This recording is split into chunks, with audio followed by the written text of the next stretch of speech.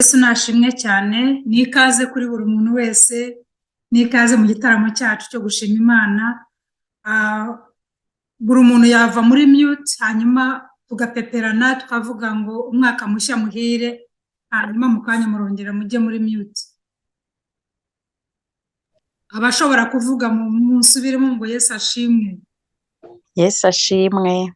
Amen, amen. Nadina ni ikaze ndakubona, Mamiraba ni ikaze ndakubona, Rozani ni ikaze, Rose ni ikaze, abandi sinshobora kubabona amazina yabo, ariko tubahaye ikaze mwese. Umwami Imana abahe umugisha kandi abagirire neza.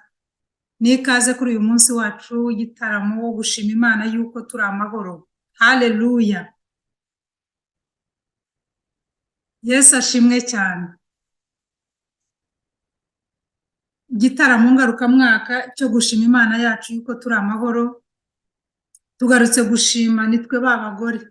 Ubushize twiga baratubwiye bavuze ngo ninjye wa mugore, ntago baba bavuga umugore gutya physically. Ni wa muntu ufite icyo aziranyeho n'Imana ye.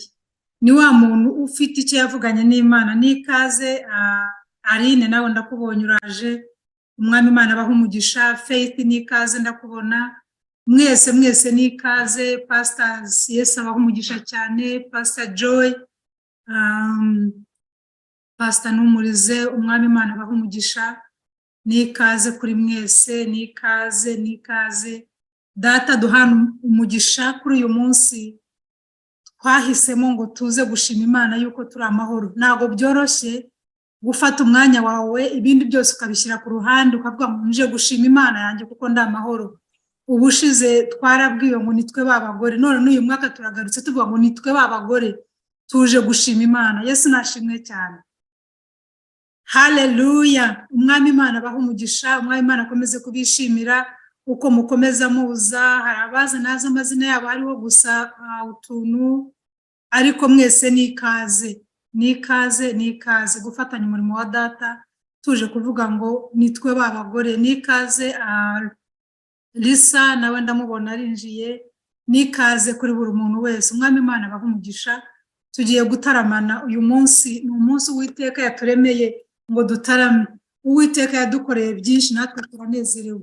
Umwaka utambutse habaye byinshi ku buzima bwawe, wahagarara ugahamya kugira neza kw'Imana. Hari byinshi byabaye pe, ariko Imana yarakurinze nanjye irandinda.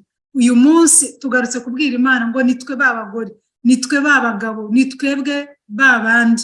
Shyiraho izina ryawe.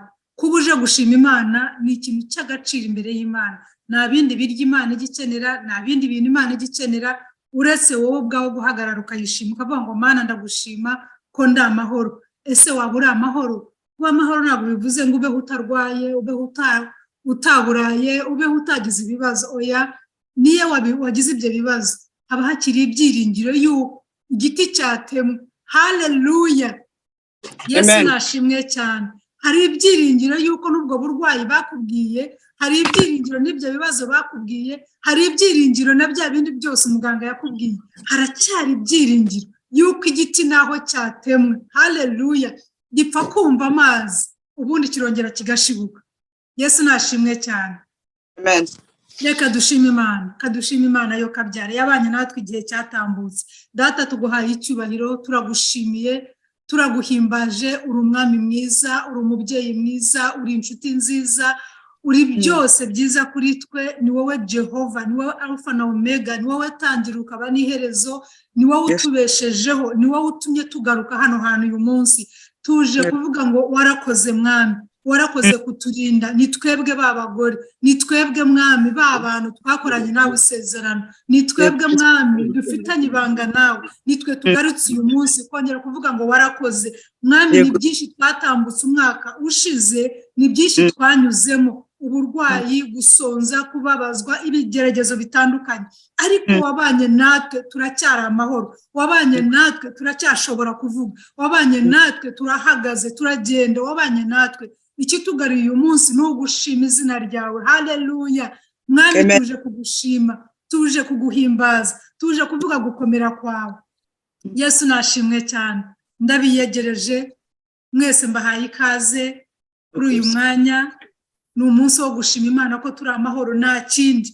Tugira ibihe byinshi hanze bitandukanye byo kunywa no kurya, tugira ibihe byinshi byo gusurana, tugira ibihe byinshi byo kuvuga ibintu bitandukanye, ariko uyu munsi ni umunsi wo gushima Imana yuko turi amahoro. Haleluya! Niba uri amahoro uvuge ngo haleluya. Uyu munsi twashyize ibintu byinshi ku ruhande ukaza, si uko wabuze icyo gukora, ni ukuri buri kanya umuntu aba afite akantu ko gukora, ariko tuje gushima Imana yacu. Yesu nashimwe cyane. Ndabiyegereje rero, mwese mbahaye ikaze, mugubwe neza. Tugiye gusangira ibiryo byinshi cyane by'umwuka w'Imana, tugiye gusangira ibyiza by'ijuru. Ni kenshi dusangira ibiryo twatetse neza, ariko uyu munsi tugiye gusangira ibiryo ijuru ryaduteguriye. Yesu nashimwe cyane. Uyu munsi wo gushima Imana yuko turi amahoro ni igikorwa twatangiye umwaka ushize. Ni ukuri ndabizi ko buri umwe wese ahari agira igihe cyo gushima Imana yuko ari amahoro. Wowe n'umuryango wawe ugafata umwanya ugashima Imana yuko uri amahoro.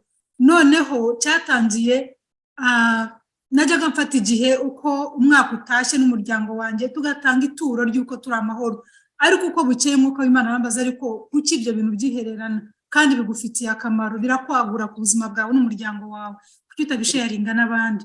Niho nabisharinze na bagenzi banjye mwese nk'uko muri hano, tugenda tubyumva kimwe, twumva koko hari impamvu nyinshi zo gufata tugashima Imana yuko turi amahoro. Uwo munsi wo gushima Imana yuko uri amahoro utanga ituro ry'ishimwe. Kera batangaga ibitambo nk'uko ibyanditswe bitubwira, bakica amatungo bakotsa nyine, ariko ubu ngubu dutanga ituro ry'ishimwe mu mitima yacu tugashima Imana, tukanafasha abakene, tugafasha abarwayi, tugafasha abababaye, tugafasha. Iryo ni ryo turo dutanga imbere y'Imana ku munsi nk'uyu nguyu, nk'uko nagiye mbibaganiriza hirya no hino murabyibuka. Rero uyu munsi ni umunsi wo gutanga ituro ry'ishimwe yuko turi amahoro. Rero nanze kubyihererana, ndavuga ngo reka mbisharinge na bene data duhuje urugendo, bene data, inshuti n'abavandimwe.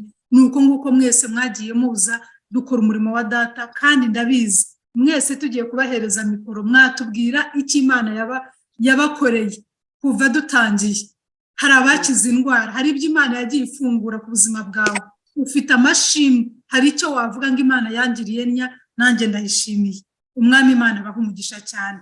Rero kuba mwaritabiriye, ubushize twarabikoze, duhesha umugisha bene data bamwe, wenda bamwe hari abari buze gushima Imana, ariko n'uyu munsi hari icyo tugiye gukora, kandi data ntabwo ari bubure kuguha umugisha kubw'icyo gikorwa. Yesu nashimwe cyane. Rero Imana ibaha umugisha kwitabira n'umwaka utaha n'imyaka izaza, kugeza igihe iherezo ryacu rizashyirirwaho, hanyuma tugasanga data nk'uko isezerano rye rimeze kuri twe. Nikaze cyane ku bapastors bari hano, abayobozi bacu, abatubanjirije. Umwami Imana abaha umugisha cyane. Inshuti zacu Yesu abaha umugisha. Umwami Imana akomeze kubagura kandi abuzuze amashimwe mu mitima yanyu, mu byo mukora byose, mu byo muteganya no gukora. Muri aka kanya rero turi hamwe n'abakozi b'Imana batandukanye, muraza kubabona. Ubushize hari abo twari turi kumwe, n'uyu munsi hari abandi Imana yatuzaniye. Mwese mukunda, mwese mwaba mwifuza ndetse no kuba mwabegera mukaganira nabo, ariko wenda nimubishobora. Rero uyu munsi hari abatwemereye kuza gutaramana natwe. Rero Imana iduhana umugisha. Tugiye kwakira umukozi w'Imana, ndibaza yahageze, Richard Nkuru nziza. Ni umuramyi, ni umukozi w'Imana, araramya akanahimbaza. Nave muri mute, abandi mwese mu mutinge telefone zanyu, nayo nayikuyemo kugira ngo ninjiro mpamagara bitamugora, ariko abandi mwese mwamyutinga, hagasigara gusa Richard Nkuru nziza aze twifatanye kuramya Imana, guhimbaza Imana. Imana imuha umugisha kandi Imana imukomereze umuhamagara Imana yamuhaye. Nikaze Richard. Haleluya, haleluya. Imana ibaho umugisha mwinshi cyane. Amen. Nshimiye kubana namwe muri iki gitondo. Kuri bamwe, abandi bageze ku mugoroba, bemerereye mu gihugu cya Canada. Gusora gatoya ni inkunzi Imana, si Nkuru nziza, ariko nabyo nta kibazo. Rero Imana iduhana umugisha. Ndashimira cyane na Nadine wantumiye. Nsanzwe nkorera umurimo hano muri Canada, mba muri Montreal. Imana ibaha umugisha cyane. Rero ndagira ngo dufatanye kano kanya turamye Imana yacu. aho uri ushire umutima wawe ku Mana. Ijambo ry'Imana avuga ngo Imana ituye mu mashimwe ya Isirayeli. Wowe uri Isirayeli muri aka kanya, ugiye gutuma Imana ikikizwa n'amashimwe yawe. Umuramyi witwa Apasiya Bizimana yaravuze ngo nanjye ndashaka kuba mu gitaramo cy'abaramyi. Nawe rero ijwi ryawe ryumvikane mu gitaramo cy'abaramyi, wegere ihema ry'Imana uzanye amashimwe. Ijambo ry'Imana riravuga ngo nzazanwa aho uri n'amashimwe, nzavuga ishimwe ryawe mu iteraniro ry'abantu benshi. Rero twese ntabwo twakwiyumanganya, impamvu duteraniye hano kugira ngo tunezererwe Imana, dushime Imana, kugira ngo tuze kugira ibihe byiza. Ijambo ry'Imana riravuga ngo nawe wishimire Uwiteka, nawe azaguha icyo umutima usaba. Burya kuramya Imana ni byiza, bituma Imana ihora ifite imbuto iguha yo gushima Imana, ihora iguha impamvu zo kwiramya. Iyo uri umuramyi, Imana ihora iguha impamvu yo kwiramya, ihora iguha imbuto mu buzima bwawe ngo uhore ushimira. Rero reka imitima yacu tuyizamure imbere y'Imana, tuyiramye ku kanya gatoya. Turaza kugira ibihe byiza, ndabizi Uwiteka araza kubana natwe. Imana irakora ku bantu. Urimo uraramya Imana, Imana ikwibuke. Urimo uraramya Imana, Imana ihindukirire umuryango wawe, iremere ababisha bawe aho bari hose. Urimo uraramya Imana, imbaraga z'Imana zuzura ahantu uri, maze igicaniro cyose kitavuga Imana kihave mu izina rya Yesu. Turimo turaramya. Ijambo ry'Imana rivuga muri Matayo ngo igiti cyose kitatewe n'Imana kizarandurwa n'imizi. Cyose Umwami Imana atateye kuri wowe, igiti cyose cyatewe mu muryango wawe, mu gushima Imana, kumbura akanwa kawe, izina ry'Imana ririhumurirwa ahantu uri, Uwiteka aza kukwibuka. Haleluya. Amen. Amen. Amen.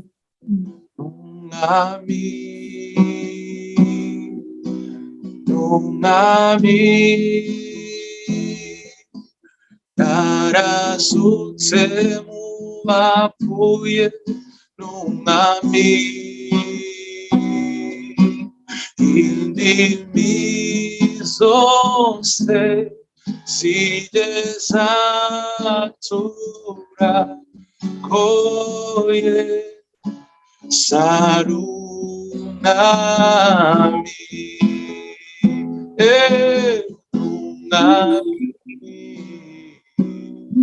Umwami yarazutse mu bapfuye, n'Umwami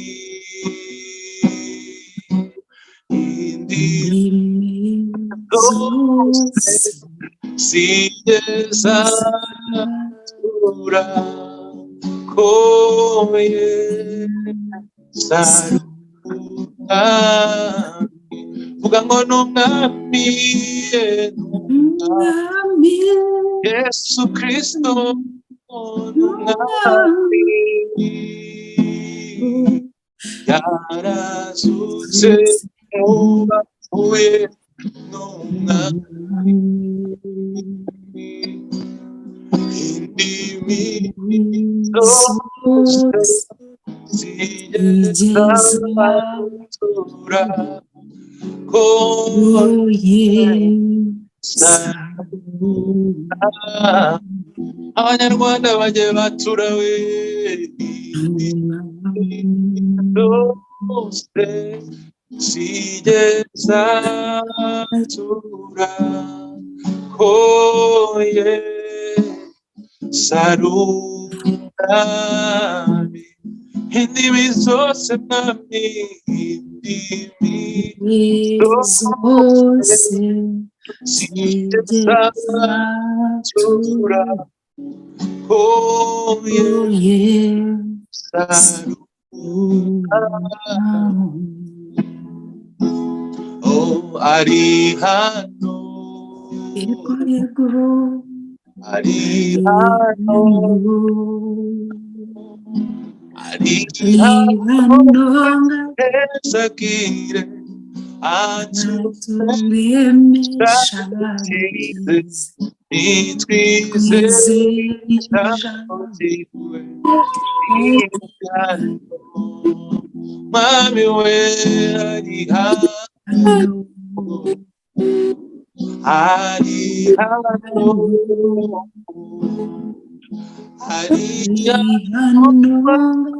Sakire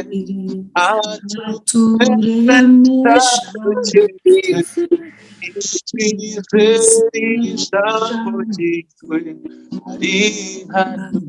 ari kumwe nawe aho uri ari hano iruhande rwanjye ari hano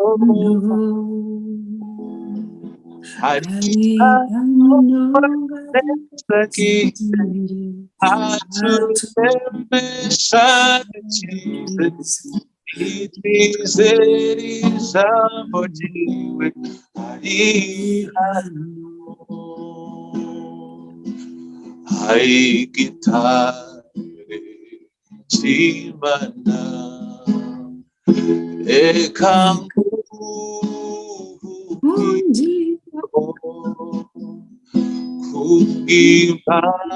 kubw'imbabazi zawe kera waramenewe none ubu wihishe urukundo rw'Imana amazina n'amaraso byo mu rubavu rwawe inyizu uburyo bwombi urubanza rw'ibyaha imbaraga bizabyo je kuzatsinda ukuri ntacyo nzanye mu ntoki kibasha gucungura sinabasha kwikiza ndagushaka umuntu unyuhage n'ibyaha mutabazi gupfa ibyo twakora byose n'umwete wacu wose n'agahinda gasaze n'amarira adashira byose ntibyashobora kudukura ibyaha dore nambaye ubusa ndakwinginze unyambike sinabasha kwikiza ndagushaka umuntu unyuhage ibyaha mutabazi gupfa unyuhagire ibyaha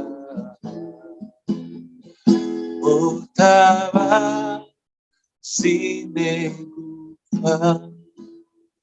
Mana turagushima mwana kugira neza kwawe n'imbabazi byawe mwana wowe wahurije ubwoko bwawe hano wowe wahurije abantu bawe hano mwana wowe wahurije abashaka gusenga no kuramya Imana hano uri Imana ikwiye kubaha kandi umwami ugaragare muri byose mwana uri hejuru y'abandi uri hejuru ya byose mwana reka dukomeze tugushime tukwiringire kuko niwe ushobora byose mwana. Amen. Amen. Yesu Yesu himbazwe mwana Hallelujah. impamvu kuririmba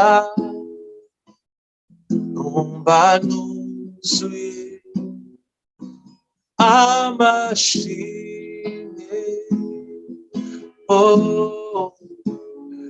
nukuri Uwiteka yakoze umurimo yatembesheje amazi meza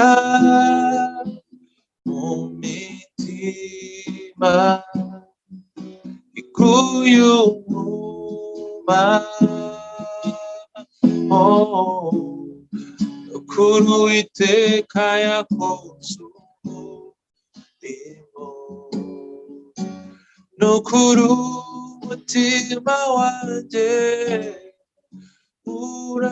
urabyemeza wera ni wowe ahari impamvu igendera guca bugufi nkaririmba indirimbo zishimwe wankomeje umutima ucitse intege umvishe gusenga kw'ijwi ryanje nukuri umutima wanjye urabyemeza wera ni wowe ahari impamvu igendera guca bugufi nkaririmba indirimbo zishimye wankomeje umutima ucitse intege umvishe gusenga kw'ijwi ryanjye nukuri umutima wanjye urabyemeza wera ni wowe.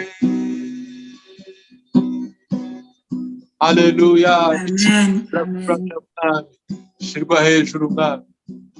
Mwami Mana yacu waraturinze uturinda umujinya wa Satani uturindira muri iyi si ishaje uraturinda ntitwapfa nubwo twahuye n'ibigeragezo ibibazo n'inzitane byo mw'isi wagaragaje ukunesha kwawe Mana we uraturinda ntitwapfa nubwo twahuye n'ibigeragezo ibibazo n'inzitane byo mw'isi wagaragaje ukunesha kwawe Mana we uraturinda ntitwapfa ishimwe mwami ishimwe n'iryawe ishimwe n'iryawe ishimwe n'iryawe Yesu ishimwe ryose ishimwe n'iryawe ishimwe n'iryawe ishimwe n'iryawe mwami tukweretse abakozi bawe tukweretse tukweretse n'abasubiye inyuma Mana we kuri zo ntama zawe mana we mwami dufitaga inda kenshi kubw'abayoba bava mu byizerwa muri iki gikora ibitangaza mwami we bamenye kudahinduka ishimwe mwami ryose ishimwe ni ryawe ishimwe ni ryawe ishimwe ni ryawe mwami we ishimwe mwami ishimwe ni ryawe ishimwe ni ryawe ishimwe ni ryawe iminsi yose mu kubaho kwacu ishimwe ni ryawe Amen. ni ryawe ishimwe ni ryawe mana we Hallelujah. Hallelujah. Hallelujah. Hallelujah. Hallelujah. Imana yacu haleluya Imana iguha umugisha cyane Richard, Imana iguha umugisha. Ishimwe ni ry'iyo Mana yacu, ishimwe ni rya data, ishimwe ni iryayo kuko niyo ifite byose mu kiganza cyayo, niyo idufite twese, niyo itugenera ubuzima. Haleluya. Ishimwe ni rya data. Urakoze cyane, Imana iguha umugisha. Turacyabashimira cyane n'abaje twatangiye n'ikaze, ntago mwakererewe. Turacyarimo kuramya Imana, turacyarimo kuvuga kugira neza kw'Imana yacu. Yesu nashimwe cyane. Reka dusome icyanditswe hanyuma dukomeze. Twasomye muri Yubu. Haleluya. Ijambo ry'Imana ryaraturyoheye, hanyuma turabwirwa ngo muri Yubu 14 ngira ngo mwarahasomye mwese kuri iyo posta twaboherereje 14 ku murongo wa 7. Haravuga ngo ngerega hariho ibyiringiro yuko igiti iyo gitemwe cyongera kigashibuka kandi kikajya kigira amashami y'ibitonome. Haleluya. Ese hari amashami yaba yaracitse kuri wowe cyangwa se baba baratemye igiti runaka kuri wowe? Ese hari ibyo umwanzi yaba yarakoze ku buzima bwawe? Hari ahantu yaba yarakoze wumva hatemwe, wumva udafite ibyiringiro yuko hakongera hagashibuka? Uyu munsi mu gitaramo cy'uyu munsi tuje kungurana ibitekerezo tuvuga ngo haracyari ibyiringiro. Nubwo muganga hari ibyo yakubwiye, ariko nagira mubwire ngo haracyari ibyiringiro. Nubwo hari iby'isi yakwise, ariko haracyari ibyiringiro. Haleluya. Haracyari ibyiringiro ngo igiti iyo cyumvise amazi gusa. Haleluya.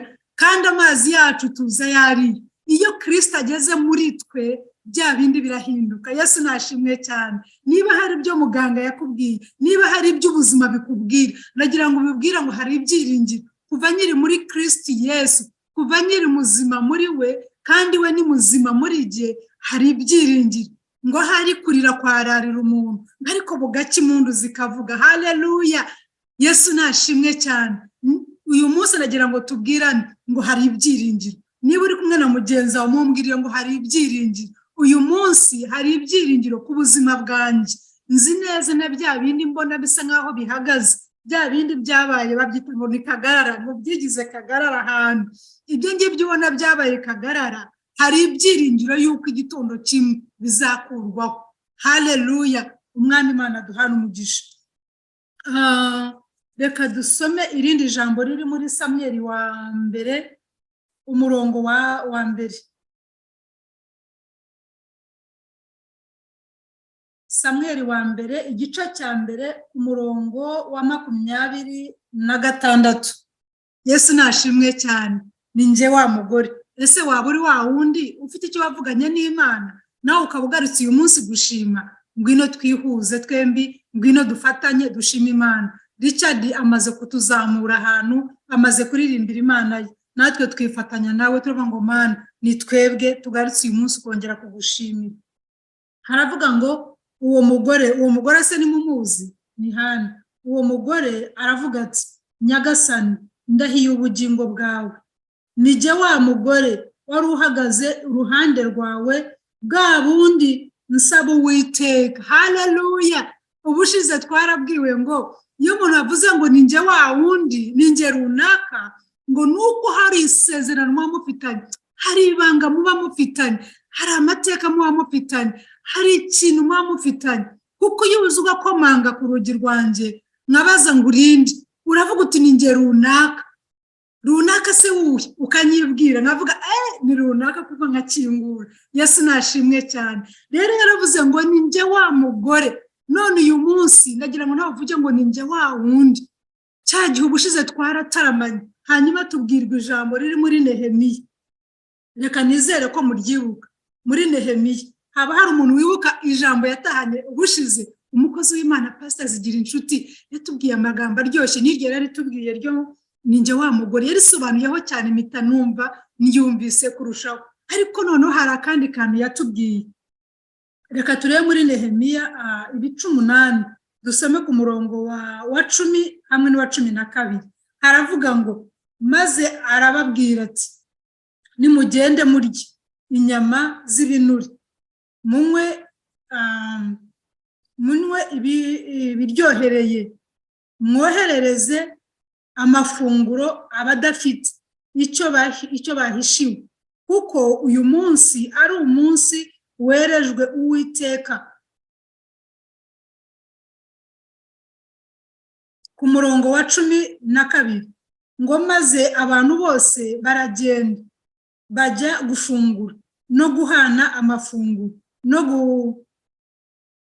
no kuganira ibiganiro by'ibyishimo byinshi, kuko bamenye amagambo babwirijwe. Haleluya! Yesu ashimwe cyane. Haleluya! Ngo barabwirwa ubushize nararyohewe cyane. Ndahabwira ngo nimugende ngo murye ibinuri bibyibushye, ngo maze ngo munywe n'ibiryohereye, hanyuma karusha ngo mwohererezeho n'abandi babandi batahishiwe. Impamvu nyamukuru cyane tujya duhura gutya tugashima Imana yuko turi amahoro, nuko twebwe tuba turi bazima, dushobora kugenda, dushobora kuvuga, dushobora kujya ku kazi, dushobora kujya gushakisha. Ariko nyamara hari abandi baba batabishoboye, hari abandi baba baryamye mu bitaro, hari abandi baba baryamye no mu ngo zabo, hari abandi. Abo rero turabwirwa ngo nimugende murye, ngo ariko mwoherereze na babandi batigeze bategurirwa, babandi batashoboye no kubyikorera. Yesu ashimwe cyane. Iryo jambo ryaramfashije bituma numva nongeye guha agaciro iki gikorwa ngarukamwaka cyo gushima Imana yuko turi amahoro. Ese kuri amahoro wafatanya nanjye uyu munsi tugatanga ituro ry'ishimwe ko turi amahoro, tukoherereza babandi bababaye? Ubushize nawe babwiye mu audio bamwe na bamwe, ndababwira ngo ufite ituro ry'ishimwe yuko ari amahoro arinyoherereze, hanyuma turyohereze. Hari abantu nagiye mbabwira barwaye, bamerewe nabi, bari hasi, babaye paralyzed, abo bose nagiye mbibabwira. Tubafashe nibura tunezererwane nabo. Umwami Imana abaha umugisha, ubishobora bikore, utabishobora kubera impamvu runaka, umwami Imana mwagure amuhereze nawe icyo gutanga mu gihe kizaza. Reka dusome mu Ngoma za 2 ibice 28, aho niho ngiye gusoreza, hanyuma mbabwira ikindi gikurikira.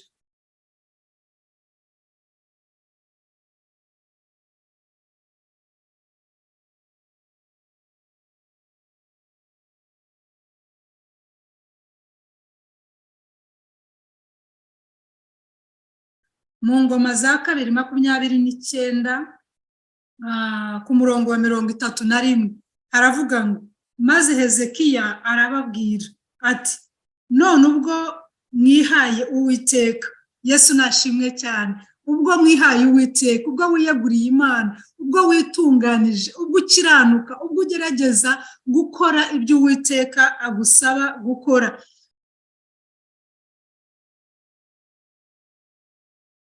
ngo mwigire hafi muzane ibitambo n'amaturo y'ishimwe mu nzu y'Uwiteka. Ngo nuko iteraniro rizana ibitambo n'amaturo y'ishimwe, n'abari bafite umutima ukunze bose bazana ibitambo byoswa.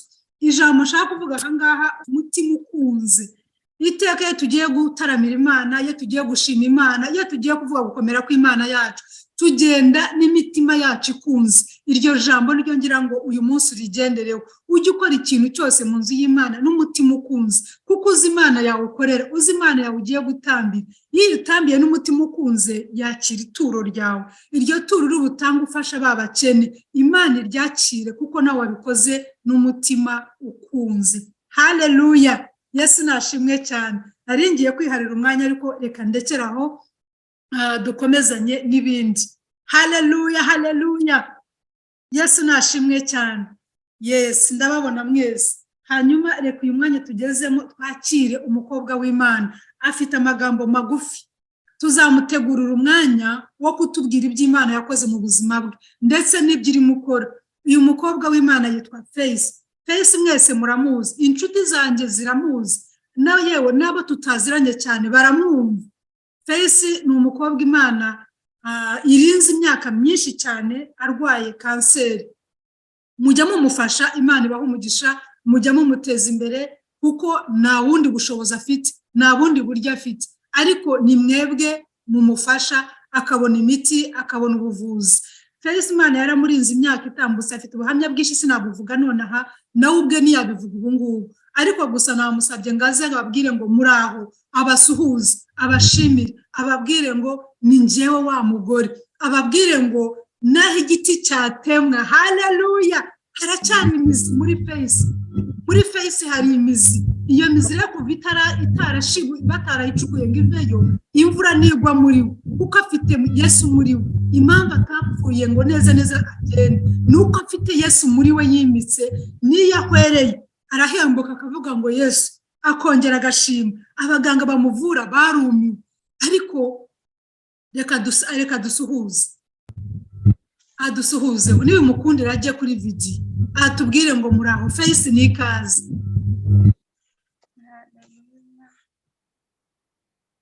Sinzi niba ijwi rye riri buzamuke, ariko niritanazamuka n'uriya murimo kumubona kuri video ari ku gitanda araryamye, ariko afite ibyiringiro naho igiti cyatemwe. Yesu ashimwe cyane. Amen. Ndabaramukije mwese mu izina rya Yesu. Amen. Ndashima Imana nk'uko umukozi w'Imana yabivuze ngo ni igihe wa mugore nanjye ni igihe wa mubyeyi uje gushima Imana. Haleluya. Amen.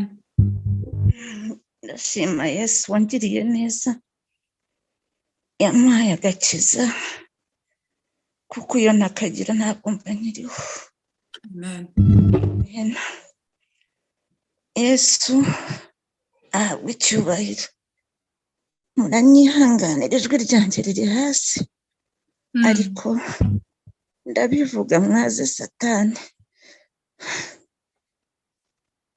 Nabishatse igihe kirekire ariko simbashe kuvuga, ariko uyu munsi Imana impaye akanya nanjye ndayishima. Amen. Nararwaye maze imyaka igihe kirekire, guhera 98. Umukozi w'Imana ngo leta arabizi, twari kumwe muri byinshi. Amen. 98 nza gukora accident yabanje, ndakomeza ariko ndayirwara ndayigendana, turiga turasoza aho twagejejeho nashoboye kugeraho Imana yabonye. Hanyuma mu 2001 ndongera nkora indi mpanuka, 2002 nkoramo ebyiri, ariko Yesu aziga mu buzima bwanjye kugira ngo uyu munsi nzabe muhamya n'abandi baba bafite icyo kibazo bumve ko Imana ihari kandi izabarengera. Amen. Amen. Amen. Rero yabanye nanjye, Imana yampaye ubuzima, byabanje kungora kubyakira, ariko nyuma nza kubyakira numva ko mfite Imana, nza gusenga Imana iza kumbwira ngo ndi kumwe nawe. Niryo nakomereye, kuko burya iyo ufite ijambo ry'umuntu mugendana urakomera kandi ukaryihanganiraho. Ntabyihanganiyeho ndikomereraho, ndakomeza ndasenga, ariko nanizeye hariho gushobora gusenga utizeye, ariko nsenga kandi nizeye ko hari icyo Imana izakora, kandi ndabona ko hari ikimaze gukora kinini cyane. Amen, amen. Ndashima Imana yampaye umuryango, abarinzi ku nkike n'inshuti z'abarinzi ku nkike. Imana ibaha umugisha cyane uturuka aho iri mu ijuru. Ni ukuri mwarambaniye. Ndasaba Imana ngo namwe ijye ibabanira mu bihe byose. Amen. Hari igihe cyari kigoye, gusa Imana iza amakanya karambuye imena imbaraga byose guhera ku munsi wa mbere kugeza aho igejeje ikora. Yes. Icyo mfite ku mutima ndayishima aho igejeje ikora. Amen, amen. Imana yangiriye neza, gusa bakimenya ko nagize kanseri mu mutwe n'umubiri wose yakwiriye, abo twari kumwe batinye kubimbwira. Hanyuma muganga araza arabimbwira, ariko nawe abica hirya arambaza ati Faith, indwara uzi zidakira ku isi ni zingahe? Ndamubwira ntizo numva abantu bavuga ni ebyiri, ni sida na kansa, ariko jyewe nzi ko ku Mana nta ndwara idakira, kandi kuko nzi ko nta Mana nta ndwara idakira. Ni ukuri hari abo twabanaga kwa muganga, benshi bariyahuye, ariko biyahujwe no kutagira ibyiringiro. Haleluya.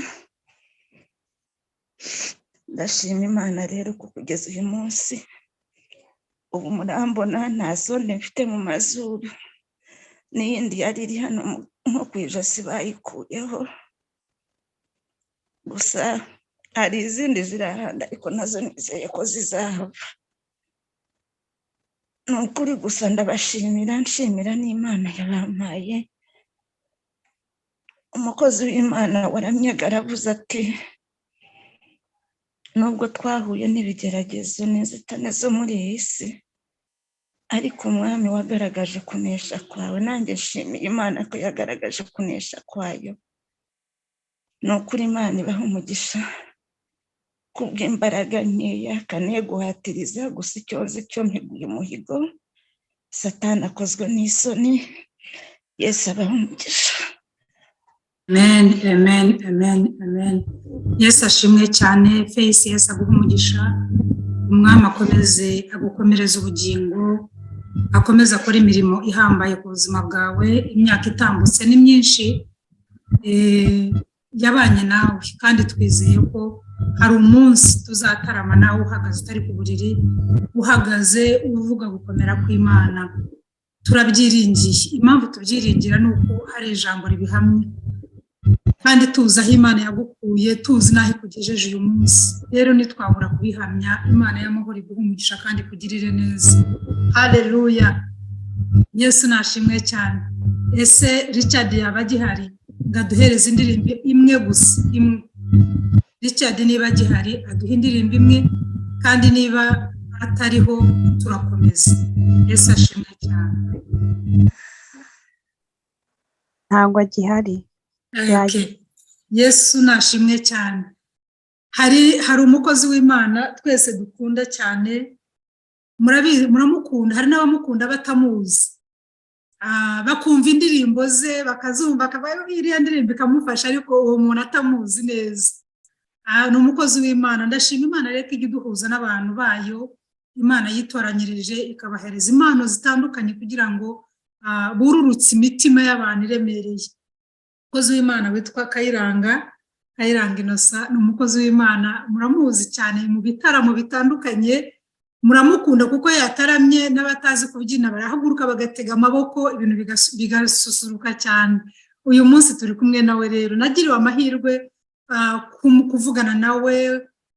Hari igihe wifuza guhura n'umuntu bikakunanira uvuga uti none uyu wese nzahura nawe rwose, ariko ndashima Imana ko yamumaye. Kayiranga Innocent ni umukozi w'Imana, afite ubuhamya, afite indirimbo, mbese Imana iramukoresha. Murabizi ko ari umuntu uzi gusimbuka agaca umugara cyane. Wenda uyu mwanya sinzi niba ari buducira umugara, ariko uko umwuka w'Imana muyobora abidukorera, abikorera Imana ye, natwe tubonereho. Haleluya! Kayiranga ni ikaze, umwami Imana guha umugisha hamwe twese.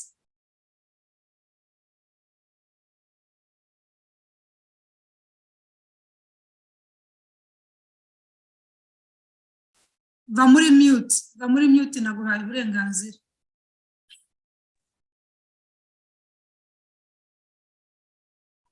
Hello? Yes, turakumva. Yes, ashimwe cyane. Amen. Ndishimiye cyane uyu mugoroba, ni umugoroba w'igitangaza. Gusa ikintu kintangaje ni uko uvuze ko utari uzi yuko wambona, kandi njye nzi ko ari jye uboneka kurusha uko abantu babitekereza, ariko nta kundi kubera ko ariko wabivuze, reka mbyakire gutyo. Nishimiye cyane abantu badukurikiye. Nk'uko bivuze, nitwa Kayiranga Innocent, ndi umunyarwanda utuye mu Rwanda,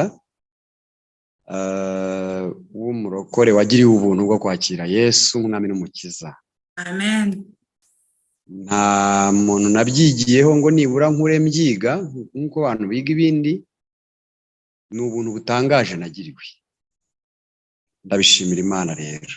Amen. Nk'uko wari ubivuze rero, kuri gahunda bitewe n'igihe, ntabwo ibyo bintu byose umuntu ari bubikore ngo bikunde, ariko urugendo ruracyakomeza. Amen. Cyakomeza, tuzakora byinshi by'Imana izadushoboza. Ariko reka ntangirire ku ijambo numva nshaka kubwira abantu bose batuye isi badukurikiye, harimo na Face umaze kuduha ubuhamya. Ikintu nkuyemo gikomeye ni umuntu wo kurwara 98, uyu munsi akaba akiri muzima, akaba avuga, akaba arimo guhamya. Hari abandi barwaye 2022, uyu munsi batakiri ku isi. Binyibukije rero yuko urugendo rw'ubuzima nta urugenda imvura ihise. No mu mvura y'amahindu, no mu bunyerere bwinshi, umuntu arakomeza. Icyo ngicyo ngitekerejeho igihe Face yari arimo gushima. Face Imana y'Isiraheli guhisha kandi kugirire neza. Nishimiye abantu bose turi kumwe kano kanya, turi hamwe muri iri teraniro ryo gushima Imana. Mu ncamake rero, kugira ngo dukoreshe igihe neza dufite, uyu munsi nifuje gushima Imana kubw'imirimo itangaje yakoze. Nahoze mvugana n'abashumba banjye n'abandi bashuti banjye na madamu wanjye n'abana banjye, mbabwira ngo uyu munsi ndatanga ubuhamya. Barambaza se uratanga ubuhe? Nkurikije uko timetable imeze. Bakabaza se uratanga ubuhe dukurikije igihe gihari uko kingana uravuga ubuhe? Ndavuga bikeya kuko n'ubundi bihari byose umuntu ntiyabivuga. Rwose ibyo mvuga icyo bishatse kuvuga ni uko Imana yakoze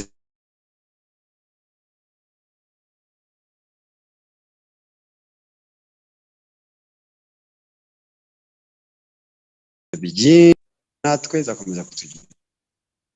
Reka ntangire mvuga nk'uko wari ubivuze. Ngarutse imbere yawe nzanywe no kugushima, ndebye imirimo. Abakurikiye bavuga ngo ngarutse imbere yawe nzanywe no kugushima. Ngarutse imbere yawe nzanywe no kugushima, ndebye imirimo myinshi umaze kunkorera. Ngarutse imbere yawe nzanywe no kugushima.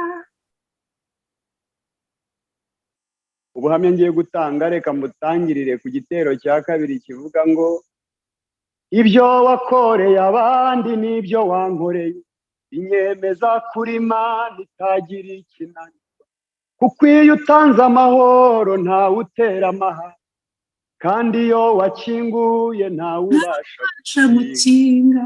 Aho niho nshaka gutangirira. Amen. Aho niho nshaka gutangirira nshimira umwami wanjye. Ndashaka kumushimira ubuntu butangaje yangiriye, ni byinshi yakoze, ariko reka mvuge gatoya kucyo numvishe nifuje gusangiza isi ariko kizwi na benshi. Ni ubuhamya bwa madamu wanjye, ubuzima bwe. Madamu wanjye yarwaye ukuguru, arwara hano mu kibero, bita ku kibero. Hazaho akantu kameze nk'agaheri gato, barakagerageza kugira ngo bakavure, gasa n'akanze, hanyuma bikomeza bityo, baza kugeza igihe baramubaga, bakabaga bwa mbere, bakabaze, urebye uwakabaze ngira ngo akabaga nabi sinzi, igihe kiragera, arongera bahasubiramo, hanyuma ukuguru kuza kugira ikibazo gikomeye kirenze icyo kwari gusanga, kuza kurwara cyane bikomeye. Icyo gihe twari dutuye yari ku bitaro byitwa Nyagatare, dukunda kwita mu Mutara. Biza kwanga tuhereza CHK nayo iragerageza ibyayo yari ishoboye, imaze kubigerageza nko mu gihe abaye nkorohewe, atashye asubiye mu rugo arongera araremba cyane noneho kurushaho, ariko ukuguru arakubana aragutindana kuva 2000 kugeza 2007 nibwo kwakize. Ubwo 2007 byene ndaza kuhagera, ikindi kidukundira. Bigeze 2003 ukuguru kurarwara kumera nabi cyane, kumera nabi, bafata icyemezo yuko ukuguru bagomba kuguca. Turaganira, ndamubwira nti wakwihanganye baguce ugakomera, ukanga, ugahagarara kuri uku kuguru kwawe. Ntiyabyemera, arabyanga, nanjye nanga kubisinyira n'abandi byafatagaho. Turavuga ngo reka twizere Imana. Ubwo hari inkuru yindi ntambutse, nari imperutse gukira indwara y'amara, ntabwo nshaka kuvangavanga ibindi, ariko ijambo nakoresheje naramubwiye ngo ya Mana yankijije amara ikayakiza, ntabwo twakwihangana tukayizera tukongera tugakomera nubwo bikomeye. Ukuguru kwawe ntabwo kugira. Yemerera muri ibyo mvuze, turataha. Ageze mu rugo ukuguru kuroroherwa, ntikwakomeza kuremba, ariko nanone ntikwakira. Ukajya kugira ikibazo, twari gufite igisebe, umwobo muremure cyane mu itako. Ni ibintu bikomeye, wenda ntabwo nzi abantu bari kuri iyi platform, birashoboka ko haba harimo n'abakiri batoya batazi iby'urushako, ariko ni ibintu bikomeye cyane ko ukubona umuntu ageze mu masaha yo kuryama akabura uruhande aryamira. Naryamira uruhande rw'ukuguru kurwaye aragushikamira hasi ukababara, yaryamira urundi ruhande kutarwaye uwo mwobo ukajya hejuru kugira ngo urebye nk'umuyaga ukinjiramo, bikadusaba kwicara amasaha menshi kuruta ayo yaryamaga. Ibyo bintu twabimazemo igihe kinini cyane. Ikindi gihe nk'umunaniro waba umufashe cyane bikabije, akaryama, yaba aryamiye uru ruhande rwaye, yaza nko kuza nko gukanguka, akaza gusanga amashyira cyangwa amaraso yatembye mu mashu. Nari mfite inshingano zikomeye ebyiri zikomeye cyane kuri we, inshingano yo kumutera ibyiringiro nkamwizeza ko Imana ya Isirayeli izamukiza, nkagira n'inshingano ya kabiri yo kumurinda igikomere kivuye kuri ibyo ngibyo arimo kwibonaho. Muzi ko abantu mwashakanye muri aha ngaha mukurikiye, uzi ko iyo bimeze bityo hari igihe kigera umugore akaba atibabarira, ahubwo akababarira umugabo we kubera ibihe. Yego. Muzi ko hari ubuzima umuntu anyuramo akagendana n'abantu, ariko igihe kikagera bakagenda bagabanyuka, mukazageza igihe musigara mwenyine. Icyo gihe rero twari dusigaye turi babiri. Yaba yaryamye nk'uko yakanguka yasanga amaraso yatembye mu mubiri, cyangwa amushyira akarira akababara. Nkaba mfite inshingano rero yo kumukansoringa kugira ngo mubwire ko ibyabaye nta kintu kinini bitwaye, ari umubiri we kandi urimo kubohoka. Tuba muri urwo rugendo. Igihe kiza kugera byongera biba ngombwa yuko dusubira kwa muganga, bemeza ko ukuru bagomba kuguca rwose. Natwe turongera turabyanga, dusubira mu rugo twizera Imana yacu. Ndabyibuka twajyaga tumuterura, nari ngiye kuvanga inkuru, igihe tugeze mu rugo, aho rero umugambi wa Satani ariwo ushaka guhishurira abantu bari ku isi bose barimo bakurikirana iki gitaramo cyo gushimira Imana. Tugeze mu rugo noneho n'ukundi kuguru batari barabaze nako kurafatwa kurarwara, guhera mu ivi kurabyimba, uruhande rwose rwo hepfo ruba pararize kurizinga, noneho amaguru yombi arizinga. Byadusabaga ko twamuteruraga iyo yabaga ashaka akazuba, twamuterura tukamujyana hanze kota izuba ryaba ryinshi, tukongera tugaterura tugasubiza mu gacucu. Ubwo ndavuga tukiri benshi, uko bagenda bagabanyuka hasigara njyenyine. Nuko mu isi bimera. Yego.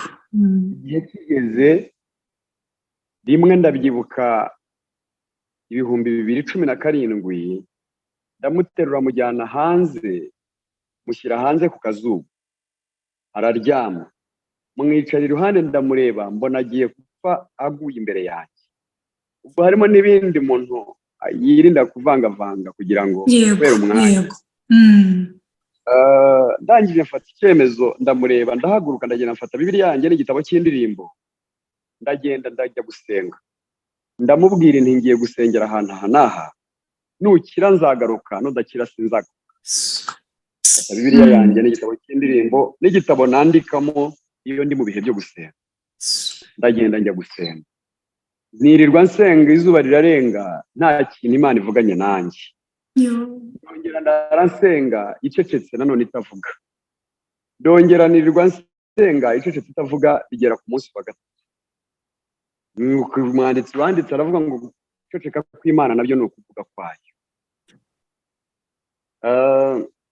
Bigeze ku munsi wa gatatu, ari ku manywa, mbona iyerekwa imbere yanjye. Mbona iteraniro ry'abantu bambaye imyambaro yera benshi bari ku musozi wo hakurya. Mbona n'irindi riri ku wundi musozi, imisozi irebana yombi. Haza umugabo umwe abaturutse hagati, araza aransanga. Angeze imbere arambwira ngo bumbura Bibiliya usome Yesaya ibice 60 n'umurongo wa 20. Handitse ijambo rivuga ngo izuba ryawe ntirizarenga ukundi, kandi ukwezi kwawe ntikuzijima na hato. Amen. Haleluya. Ari izakubera umucyo, nawe iminsi yawe yo kuboroga izaba ishize. Icyo cyanditswe nagihimbyemo indirimbo 8. Uwo murongo indirimbo 8 ziwukomokaho. Harimo nivuga ngo izuba ryawe ntirizarenga, Imana itagushubije. Haleluya. Kwezi kwawe ntikuzijima, Imana itagutaba. Noneho rero uwo twavuganaga amaze kumbwira ibyo ndamubura. Maze kumubura, numva barimo bararirimba ba bantu navugaga. Itsinda ryo hakurya rikaririmba rikavuga ngo izuba ryawe ntirizarenga, iryo hakuno naryo rikikiza rikavuga ngo Imana itagushubije. Ibyo baririmbye rero nabifashe mu gutwi, ndabikurikirana, nanjye mbikoramo indirimbo. Nkiri aho rero, nkiri muri iryo yerekwa, ngiye kubona mbona Grace araje. Grace ni umudamu wanjye, yitwa Mwiyoreze Grace. Mbona araje ariko birira yivu.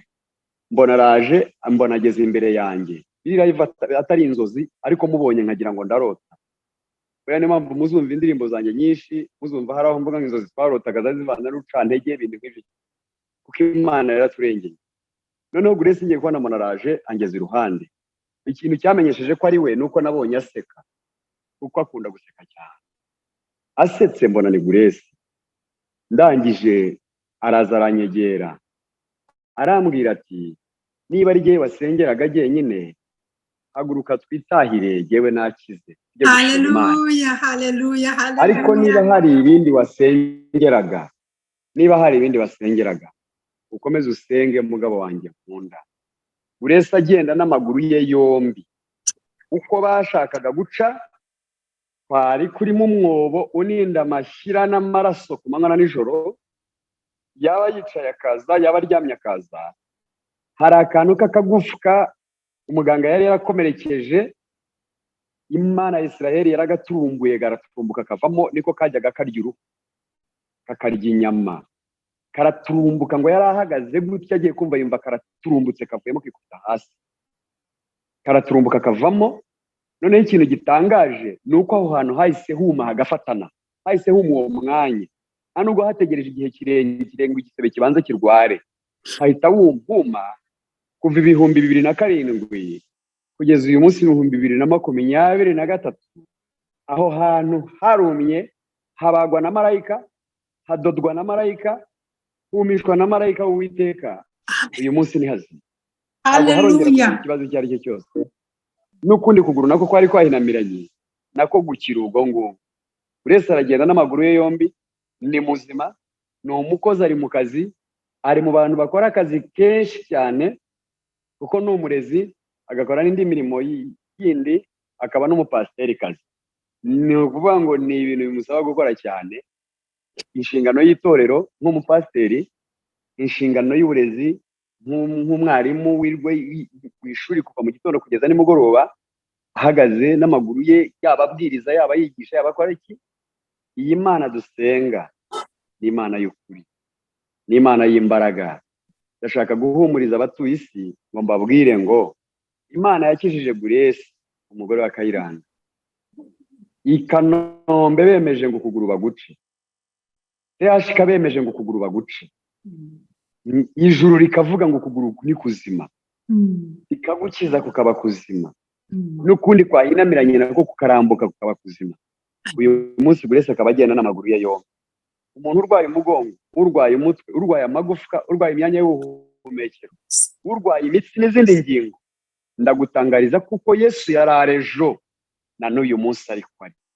Niyo mpamvu nabuze uko nsobanura ibye, nkahitamo kumuririmba nkamuramya, umva nashimira izina.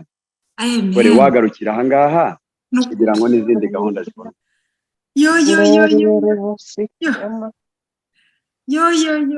Haleluya. Haleluya, haleluya, haleluya, haleluya, haleluya.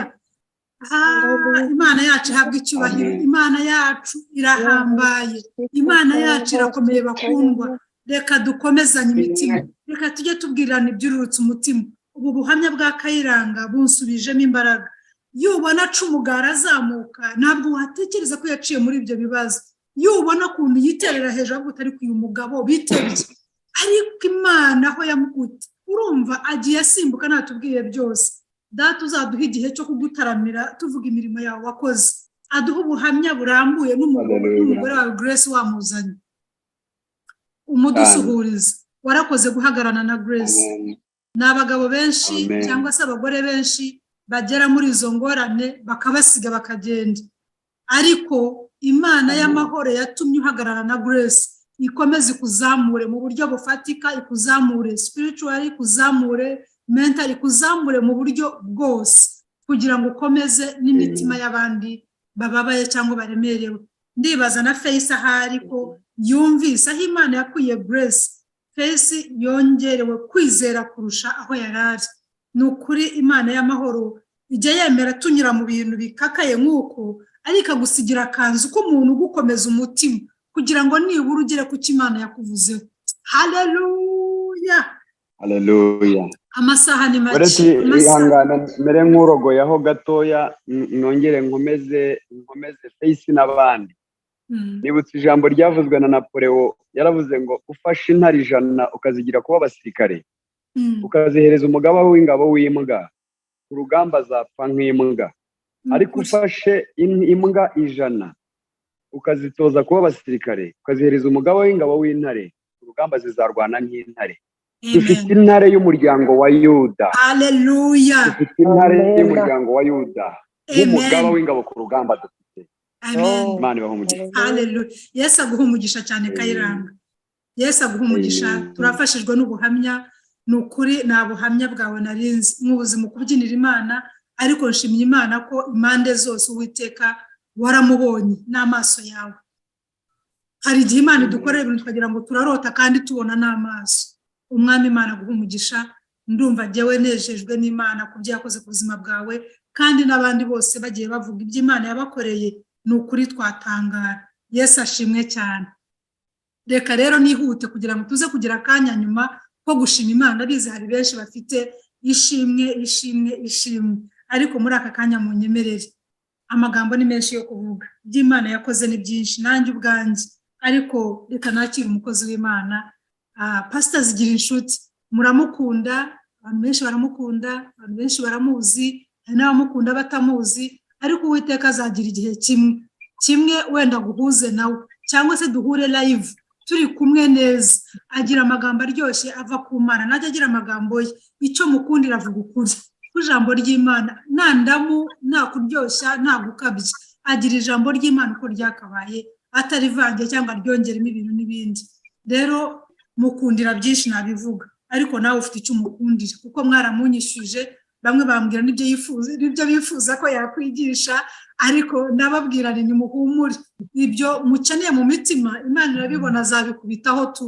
So Pastor mukozi w'Imana, turakwakiriye n'ikaze. Turashimye Imana ibahe umugisha. Amen. Murakoze cyane. Dukomeze ijambo ry'Imana. Yego. Murakoze cyane.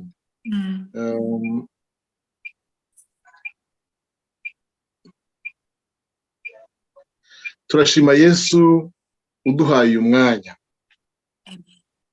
Dushimiye namwe kandi mwadutumiye. Imana ibahe umugisha. Amen.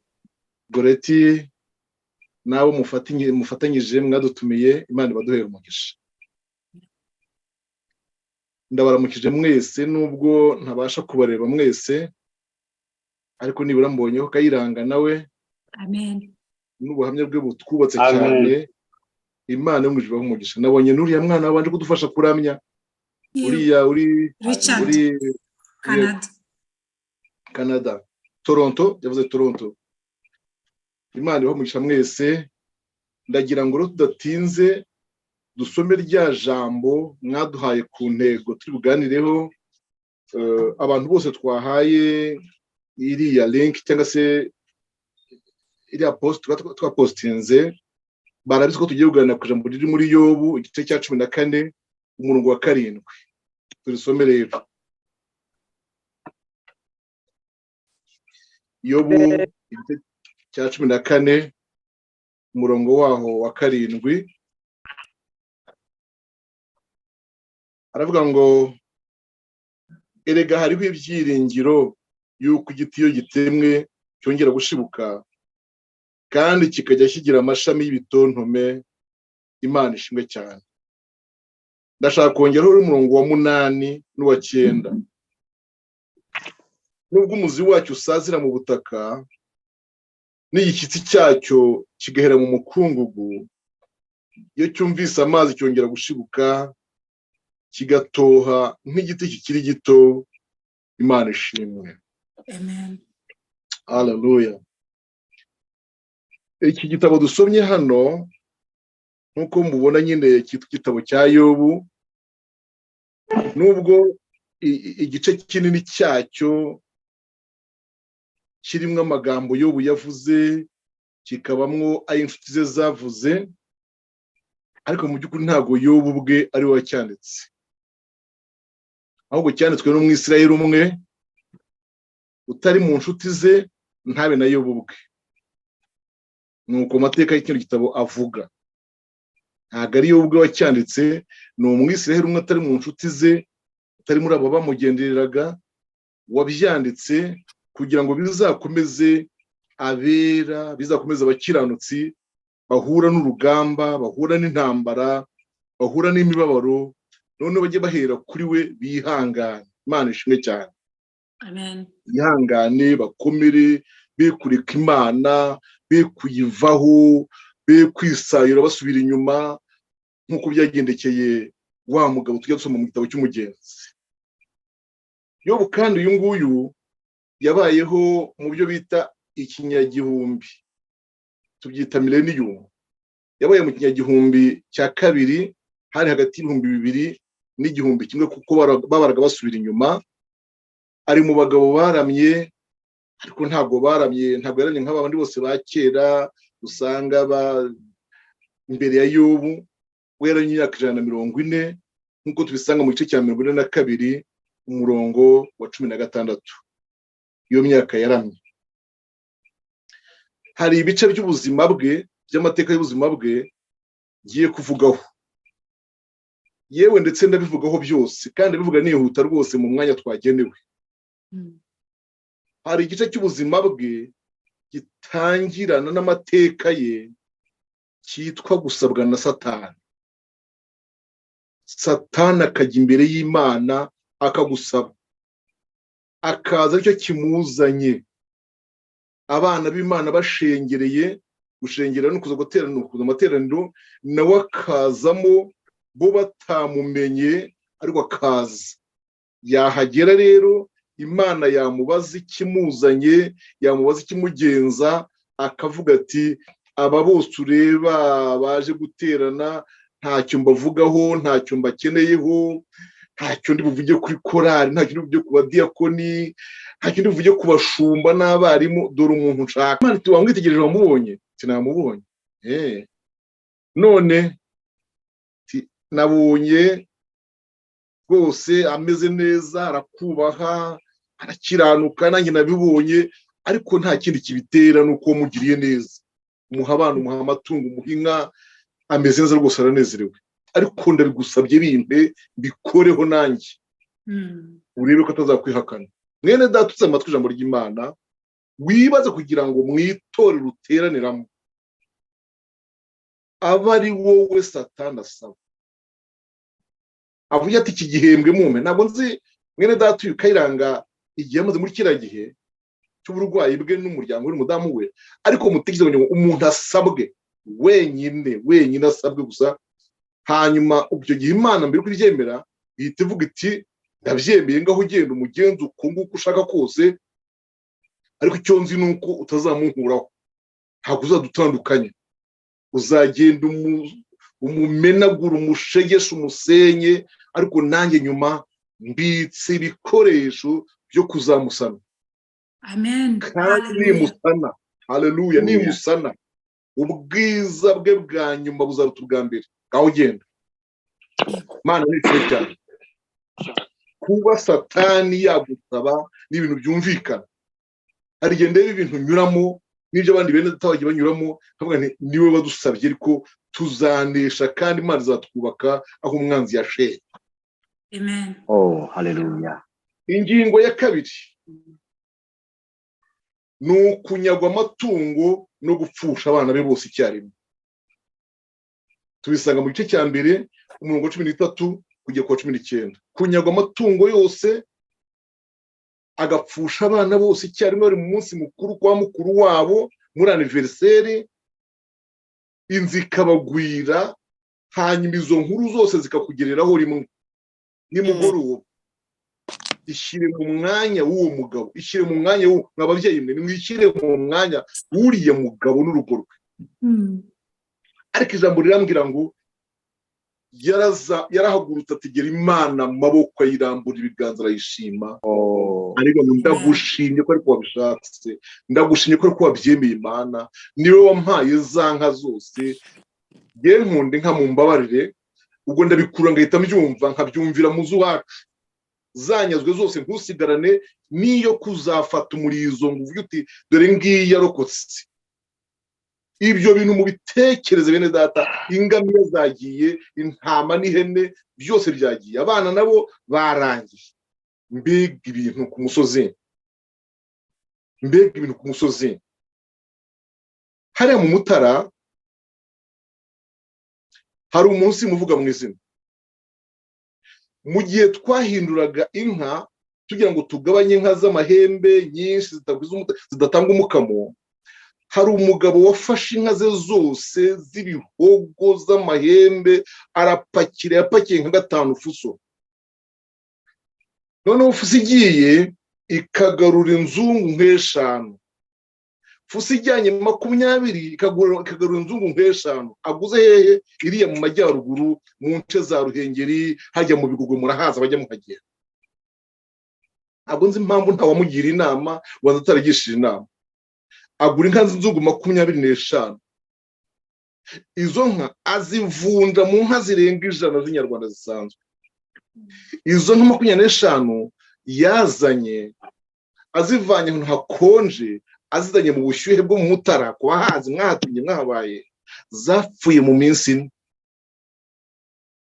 Ndashaka kubabwira ko uwo mugabo twashyizeho gusimburana kujya ku kiriyo iwe, abantu barara bamufashe bamuhumuriza. Mbibabwiriye iki? Ngo mwumve uburemere bw'ikintu cyabaye kuri yo. Ingingo ya 3, Satani ateza Yobu ibishyute. Ibishyute ni ubwoko bw'ibibyimba ariko bimeneka hanyuma aho amazi yacyaguye, amashyira yacyaguye, naho hagapyuka. Yobu arwara ibi bintu, tubisanga mu gice cya 2:7-10. Iyi ndwara iramugora kugeza ubwo n'umugore amuvaho, n'umugore aramuzinukwa, umugore amucikaho kandi ntiyabikora mu ibanga. Arabimubwira, aramubwira tumva, sezera ku Mana rwose, uyihakane wipfire. Iyo bamusubiza ijambo rivuga ngo madamu wanjye twarabanye, nibwo bwa mbere nkumvise uvuze ijambo ry'ubupfapfa, uvuze nk'umwe mu bagore b'abapfapfa. Yesu adufashe cyane. Ngeze ku ngingo ya 4, inshuti ze zimusura. Tubisanga mu gice cyaho cya 2:11-13. Aha navuze ku muteguro ngo muri iyo minsi yo kumusura zari zikibyumva, zibanza kureba ibimubayeho, ndetse zibanza kubabarana nawe, zari zikibaza ibimubayeho. Nshuti yanjye mwene data, icyo gihe kibaho, inshuti zikagusura, zikaguha pole, zigahumuriza, ariko byaramba bigasigarana we nyirabyo. Icyo gihe kibaho. Utazibeshye ko abantu bose bazihanganana nawe mu byo uzanyuramo byose, ntabwo bizakunda. Igihe kizagera usigare wenyine na Kristo. Mwami adufashe cyane. Amen. Ngeze ku ngingo ya 5, Yobu yiganyira iby'umubabaro we, avuma n'umunsi yavutseho. Igice cya 3 cyose guhera ku murongo wa 1 kugera ku 26. Nimuhasoma muzasangamo amagambo ateye ubwoba, aho Yobu yavunye umunsi yavutseho. Yobu avuma umunsi nyina yasamye inda. Yesu we, yavuze ibintu aravuga ngo ijoro nyina yasamye iyo nda ngo ryibagirane mu majoro yose agize umwaka. Ego Mana yanjye, yavuze amagambo akomeye cyane. Umunsi yumva inkuru ivuga ngo umugore arakubyara umwana w'umuhungu, ngo uwo munsi ngo izuba rigiye kuwuvamo, ngo wijime, ngo ugire umwijima wicura burindi. Yaravumye. Uwo niyo turimo kuvuga. None mu gice cya 4 umurongo wa 1 kugera ku 5, kugera mu gice cya 5 kugera 7, tukahasanga rero za nshuti zitangiye kuvuga. Za nshuti zari zabanje kumusura zikamuhumuriza, zitangiye kudohoka, zananiwe. Mbwa nababwiraga mu kanya. Hatangira rero twita chef wa delegation, uwaje ayoboye itsinda, ari we Rifazi w'umutemani. Ngo afata ijambo aravuga. Mu gice cya 6 kugera ku cya 7 hose Yobu yarimo amusubiza. Nanze kuvuga amagambo yose yamusubirishije, ndaza kuvuga utuntu duke nsoza. igice cya gatatu tujya ku cya karindwi, Yobu yarimo asubiza Elifazi. Noneho mu gice ingingo ya karindwi hakurikiyeho witwa Biludadi w'Umushuhi, nawe afata akanya aravuga. Uzi ikintu we yavuze?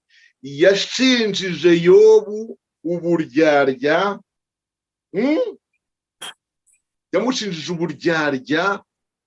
Elifazi yabanje kumushinja ibyaha, amubwira ko ari ibyaha birimo gutera ibyo bintu, ko ari ingaruka z'ibyaha. Ariko ngo Yobu mu kubisubiza agira ikintu cy'ubwenge, ngo aravuga ati okay, ibyaha byo ndabyemeye ko naba umunyabyaha rwose, kuko mu byaha nimwe ba mama batubyariye. Ni naho yavuze ryaje kuvuga ngo n'Imana ubwayo n'abamarika bayo ubwayo ibabonamo amakosa. Naho yavuze iryo jambo atari icyo ntakwemereye cyo ni uburyarya simbwemeye. Ntabwo naryarya Imana. Twisanga mu gice cya 9 umurongo wa 10 kujya 22. Ingingo ya 8 y'ubuzima bwa Yobu, Zofari akurikiraho. Ubwo urumva uko baje ari itsinda ry'abantu batatu, habanje Elifazi, hakurikiyeho Biludadi, hakurikiyeho Zofari. Zofari nawe aravuga, nawe azamuhamya iki? Uburyarya. Hanyuma igice cya 12 guhera ku murongo wa mbere kugera mu bice 14 umurongo wa 22, Yobu ahinyura amagambo y'inshuti ze. Niho rero muzasanga ahinyura amagambo yabo, ababwira ati nta soni, ubwo rero mwari muje guhumuriza, nta mihumuririze yanyu. Aha rero niho rya jambo mwasabye ko twigaho riri muri igice cya 14, aho yavuze ibihe bitatu umuntu anyuramo. Yabanje kuvuga mu gihe cy'ubwana, umuntu akivuka, biri ku gice cya 14 umurongo wa mbere kugera ku murongo wa 5. Umuntu wabyawe n'umugore arama igihe gito kandi cyuzuyemo umuruho, agakenyuka, avuka ameze nk'ururabyo maze agacibwa, ahita nk'igicucu kandi ntarame. Mbese nawe umuntu umeze atyo warushya umureba? Cyangwa nkanjye wanshyira mu rubanza? Ninde wabasha kuvuga kuvana igitunganye mu kintu cyanduye? Ntawe. Ubwo iminsi ye yategetswe, umubare w'amezi ye ugategekwa nawe, kandi ukamushyiriraho urugabano atabasha kurenga. Mwama tugereza cyane. Amen. Donc Yobu mu kiganiro cyangaha ahereye ku mirongo ibanza depuis umuntu avuka gukomeza n'ubuzima bwe. Mu gice cya 14 imirongo yose kugera kuri 12 akavuga n'uburyo ubuzima umuntu abamo. Ariko igice cya 14 kuri 7 hariya yavuze ngo erega haracyariho ibyiringiro. Aha yari masubiza nde? Yari masubiza Zofari, amubwira ibyiringiro by'Imana ishimwe. Erega haracyariho ibyiringiro. Igiti gitemwe gishobora kuzongera kigashibuka. Imana ishimwe. Ubwo cyatemwe atari ukurandurwa, kizongera gishibuke. Nubwo igishyitsi cyacyo cyarengwaho n'itaka kikibagirana, abantu bonyine kwibuka ko cyahahoze, genda bizi ko n'icyumva utuzi gake cyane kizahita gishibuka, cyongere kigira ibibabi n'ibitonome, cyongere cyera imbuto. Imana ishimwe cyane. Mwene data mushiki wanjye, reka nguhumurize, ibyo umwanzi Satani yakoze n'abakozi be baratemye gusa ntibaranduye. Amen. Haleluya. Baratemye gusa, Imana inyuma kurandura. Imana yabahaye igiti cyo hejuru gusa, ariko ibahisha mu mizi. Aho ushoreye imizi Imana yarahabahishe. Komera rero gukura. Haleluya. Haleluya. Icyo gice cy'ubuzima cyitwa imizi, igice cyitwa ikiba mu butaka. Buriya kiriya gice ndagikunda cyane. Niyo ndimo kuhavugaho mu bakore no mu Befeso, mu byitwa imbuto no gukurira muri Kristo Yesu. Iki gice cyo mu butaka tutareba uko gikura kigwiza imizi hasi, tuyibonera hejuru. Rero icyo abantu bemerewe ni ukureba hejuru, gutoha imiteja n'ururabo, imbuto, ariko ntabwo bazi hepfo hariya aho batareba, ntabwo bazi ibintu n'ibitseho byitwa imizi. Haleluya. iyo mizi yawe rero niyo ituma uguma muri Kristo. Uzi ko hari igihe unyura mu bintu abona kuvuga ngo ntabwo tuzi ko ibintu agizemo, noneho ngo ntabwo tuzi ko azamugumamo. Ari ibintu bisobanurwa kandi. Hello.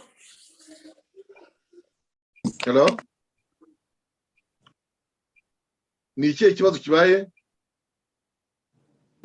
Mukomeze pastor. Bituma twumva message neza. Bimuting asigare pastor wenyine. Okay. Yes, ashimwe cyane. Mwene data mushiki wanjye, igihe kijya kigera ugashibuka, ukongera ukagira ubuhamya bushya n'amateka mashya yiyongera kuyasanzwe. Ingingo ya 9 y'amateka y'ubuzima bwa Yobu, Elifazi ariyongeje kandi. Igice cya 2 nakubwa kabiri, igice cya 15 umurongo wa mbere kugira 35. Elifazi ariyongeje kuvuga. Yobu aramusubiza mu gice cya 16 umurongo wa mbere kugera mu cya 17 umurongo 16. Elifazi ariyongeje aravuze. Biludadi nawe ariyongeza kuvuga mu gice cya 18 umurongo wa mbere kugera 21.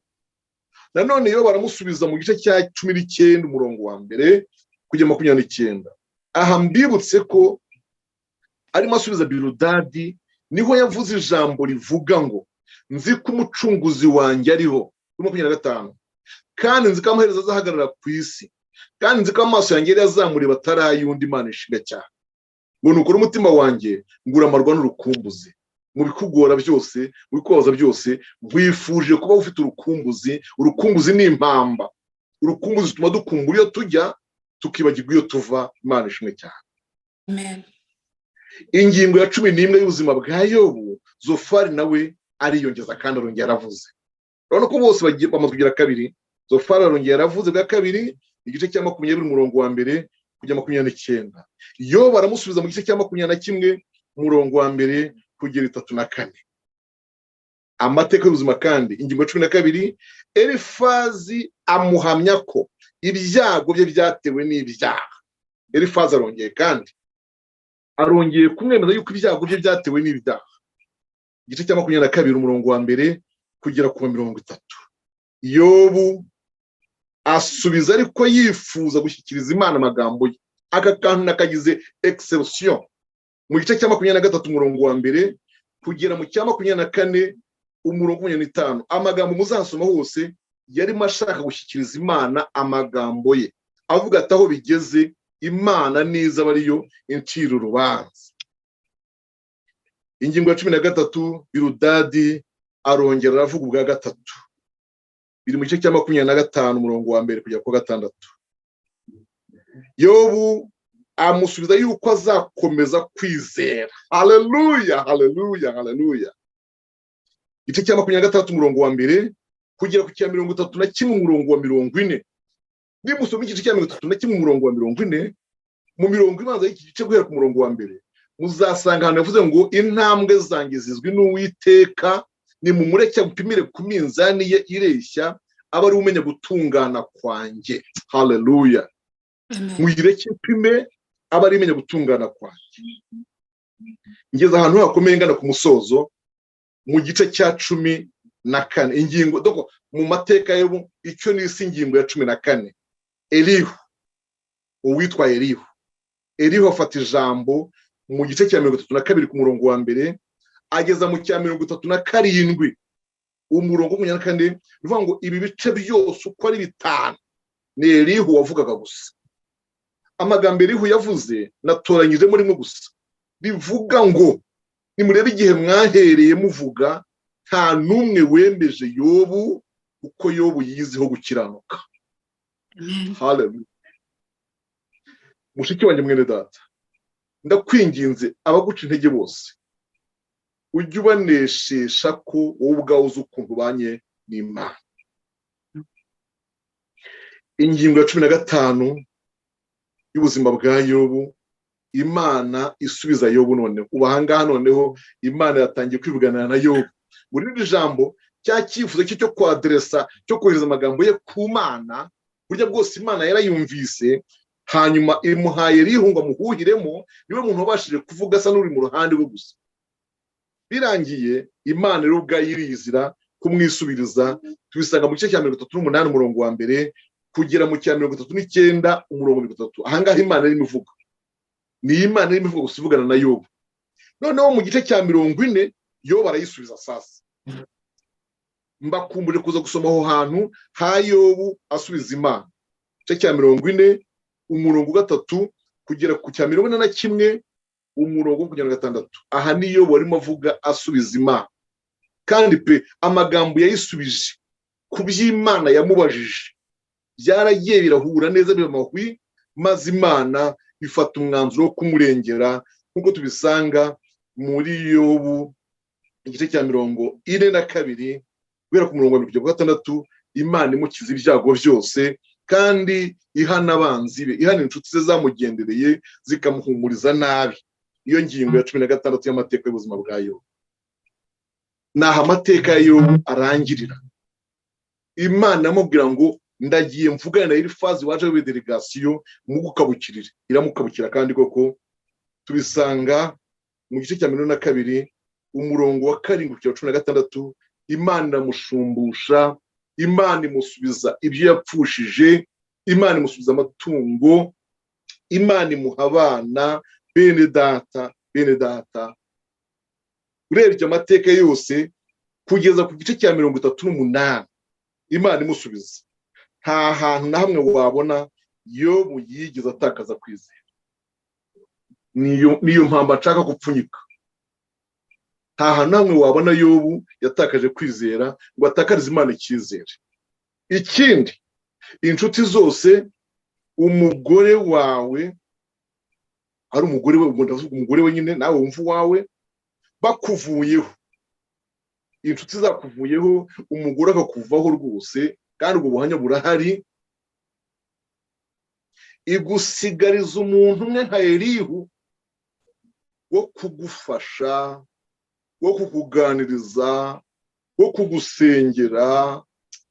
Uwo muntu ikaba yaramubitse agatandukanya imyumvire na bagenzi be bose.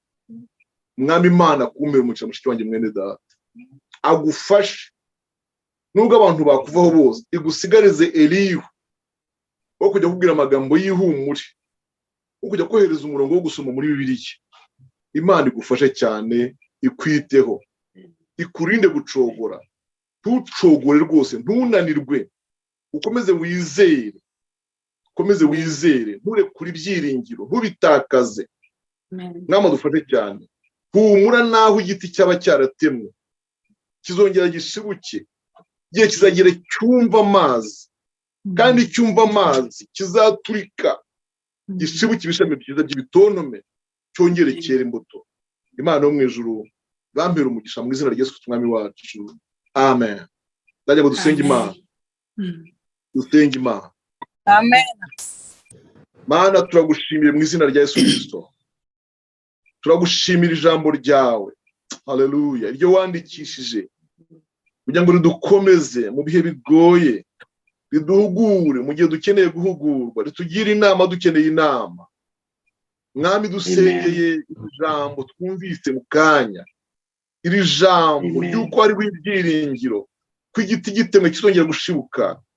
Fasha umuja wawe n'umugaragu we baryumvise. Mwene data na mushiki wacu bari bakurikira ijambo, ribubake aho umwanzi yari yarashenye, byongere ribahumurize, ribarebe ibyiringiro. Haleluya. Kuko igiti kizongera kigashibuka. Urakoze ko ibyo umwanzi byose yakoze, ariko wamwimye imizi yacu ntiyayigeraho. Rero iyo mizi niyo buzima bwacu, kandi buri ahatagaragara, buri ahantu umwanzi atagera. Gisigaye rero twuhira, tuvomerere, twumva amazi ubuzima bugaruke. Ndagushimiye data wa twese. Gira neza abana bawe, ubiteho kandi wahumurize, uhoza abarira mu izina rya Yesu Kristo. Usura bihebye data wa twese uri mu ijuru, maze imitima yavunitse wongere uyunge, ikomeretse uyomore. Ndagushimiye ko byumvise, maze muri iyi minsi y'amashimwe, muri iki giterane cy'amashimwe, abantu bagende bibuka iby'umwanzi yari yaragiye akora byose, ariko bibuke naho wagiye ubasura. Data wa twese uri mu ijuru, maze tugushime. Urakoze kubyumvise mu izina rya Kristo Yesu Umwami wacu. Amen. Amen. Amen. Amen. Amen. Amen. Haleluya, haleluya. Haleluya. Ntabwo umugisha mukozi w'Imana Pastor, Imana iguha umugisha cyane. Haleluya. Ijambo ry'Imana iteka iyo turyumvise uhita wumva ari rishyashya, uhita wumva ari ibintu utigeze wumvaho, ariko iki gitabo cya Yobu kirigisha cyane, kirimo amagambo y'inkomezi, kirimo amagambo ahumuriza, kirimo amagambo wagenderaho ku buzima bwawe, muri ibyo unyuramo byose ugakomeza umutima wawe ukagira igitsikamutima. Imana iguha umugisha cyane Pastor, Uwiteka akomeze akongerere mu byo ukora, mu bifatika, by'umwuka, ibyo ugabura hirya no hino, Uwiteka akomeza kongerera amavuta ku buzima bwawe. Ndabashimiye cyane rero, nanone abaje nyuma twatangiye birimo birarikodingwa, muzabibona.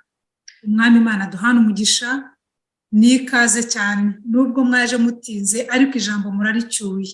Niba hari abahombye ubuhamya bwa Kayiranga muzabwumva, nimugire ikibazo, kandi tuzamutumira n'ikindi gihe, noneho aze na madamu tumubona amaso ku maso, nk'uko yabibonye ari mu nzozi, wakagira ngo ni inzozi kandi ari ibintu biri live. Umugore arimo agenda n'amaguru azamusanga, wakumva ari ukurota. Hari ahantu ugera mu bubabare cyangwa se ikibazo cyakurenze, ukumva utarimo kumva yuko cyahinduka cyangwa cyakurwaho. Rero nuko bijya bitugendekera mu buzima bitewe n'igihe umaze muri ako kaga. Yesu nashimwe cyane.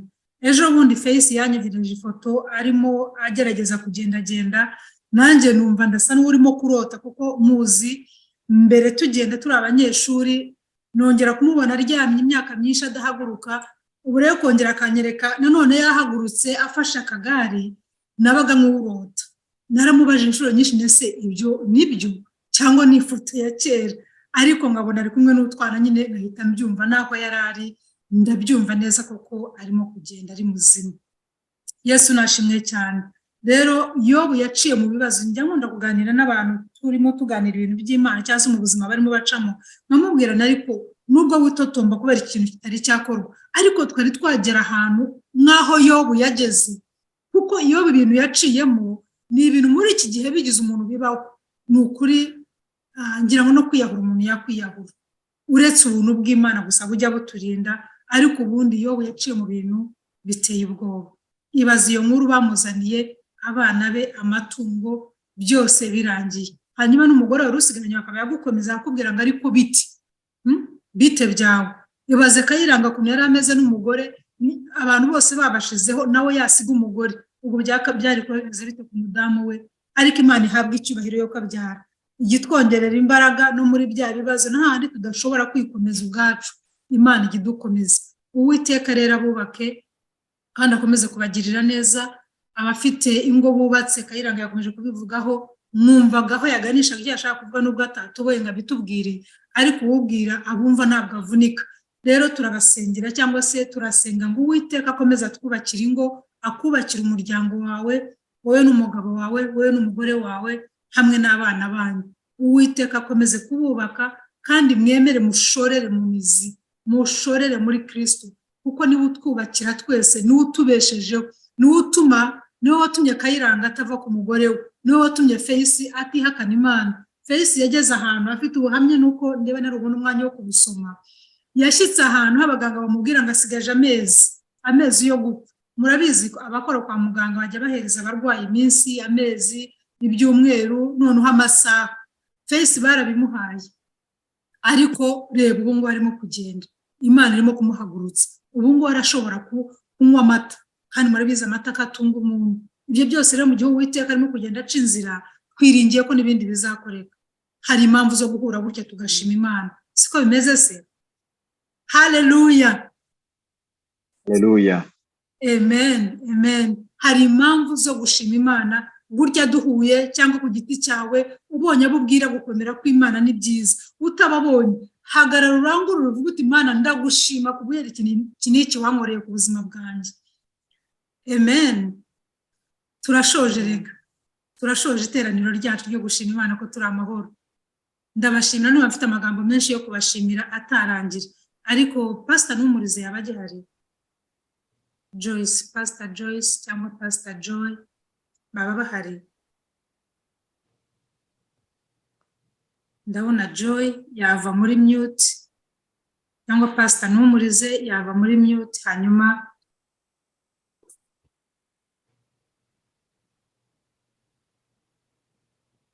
tugakomeza gahunda zacu. Joyce yaba harimo amanganzo cyangwa abantu amasaha yabagendanye bajya mu tuntu dutandukanye. Umwami Imana abaho umugisha abashoboye kuhagera mwese. Yesu nashimwe. Hari umuntu ufite ishimwe atari yambwiye yashyira agatoki hejuru cyangwa se akava muri mute akatubwira. Mwese nabemereye ko mwava muri mute.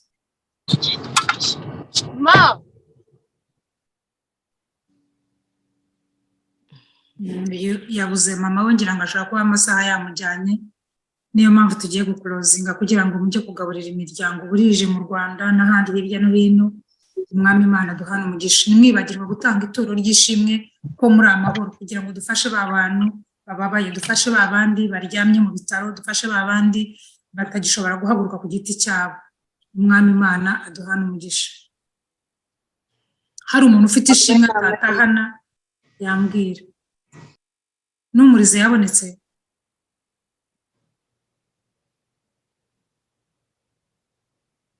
Ngira ngo bagiye. Nadine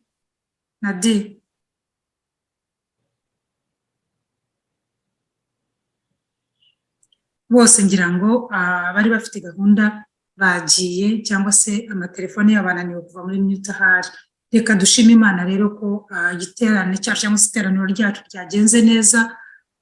Dusaba Pastor ngira ngo nawe yagiye simubona, ariko Pastor Kayiranga arahari, araza gusengera iteraniro, asengere Face, asengere n'abandi barwaye hirya no hino kugira ngo Imana ikomeze kubambika imbaraga, ikomeze kubuzuza, ikomeze kubagwiriza imbaraga zo mu mutima nk'uko Yobu yagiye aca muri biriya byose Pastor yatubwiye, ariko bagakomeza bakihangana, bagakomeza urugendo kugeza ubu ngubu turimo natwe gusoma ibyanditswe bikadukomeza. Umwami Imana abaho umugisha cyane.